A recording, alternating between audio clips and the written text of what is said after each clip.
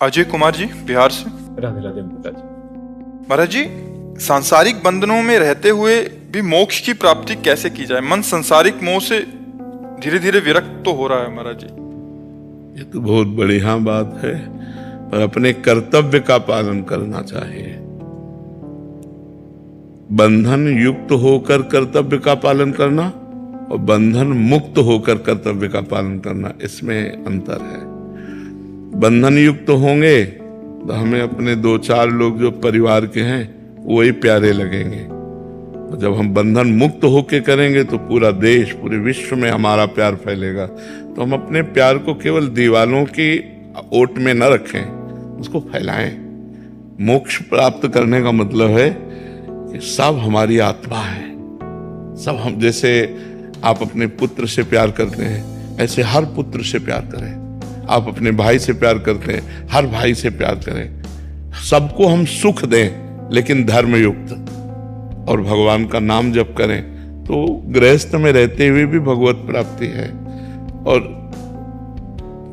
यदि हम भगवान का नाम जप न करें, शास्त्र स्वाध्याय न करें, संतों की बात न सुने, तो वहीं बंधे फंसे रहेंगे, उतने में ही रहेंगे। देखो, घरों में लड़ाई झगड़ा होते रहते हैं। रुपया कमाओ, खाओ पियो, ब्याह बर, बस इतने में पूरी जिंदगी हो गई। कभी सत्यधर्म अध्यात्म की चर्चा भी नहीं सुनी, कभी भगवान की तरफ चलने।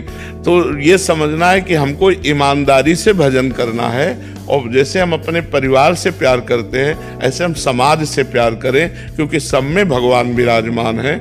यदि हम समाज में छल कपट करें अपने परिवार से, तो उसे मोह कहते हैं। केवल अपने परिवार से मोह, और मोह गए बिनु राम पद होई न दृढ़ अनुराग। बिना मोह का नाश हुए भगवान के चरणों में प्रेम होता नहीं। इसलिए हम नाम जप करें, सत्संग सुने, पवित्र आहार, पवित्र आचरण, सबसे अच्छा व्यवहार, तो भगवान मोक्ष कर देंगे। भगवान हमें मोक्ष पदवी प्रदान कर देंगे। दीपांशु जी। राधे राधे महाराज जी। महाराज जी, मैं ये जानना चाहता हूँ कि मैंने अभी तक किसी का बुरा नहीं किया, किसी का दिल नहीं दुखाया, अपने कर्तव्यों के प्रति ईमानदार रहा, फिर भी हमारे जीवन में जो आने वाली समस्या है उसका मूल कारण क्या है? आपका ही कर्म, आपका ही पूर्व का किया हुआ कर्म। जैसे पिछली फसल में बाजरा बोया है, अब इस फसल में गेहूं बोया है, तो हमें खाने को क्या मिलेगा? बाजरा। क्योंकि अभी तो अगली फसल आएगी ना, पीछे की जो फसल है वो हमको खाने को मिलेगी।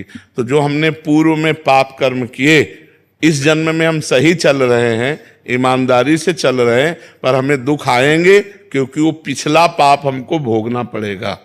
इसलिए धैर्यपूर्वक नाम जपते हुए उसे भोग ले, आगे पाप करे ना तो आगे बहुत अच्छा रहेगा।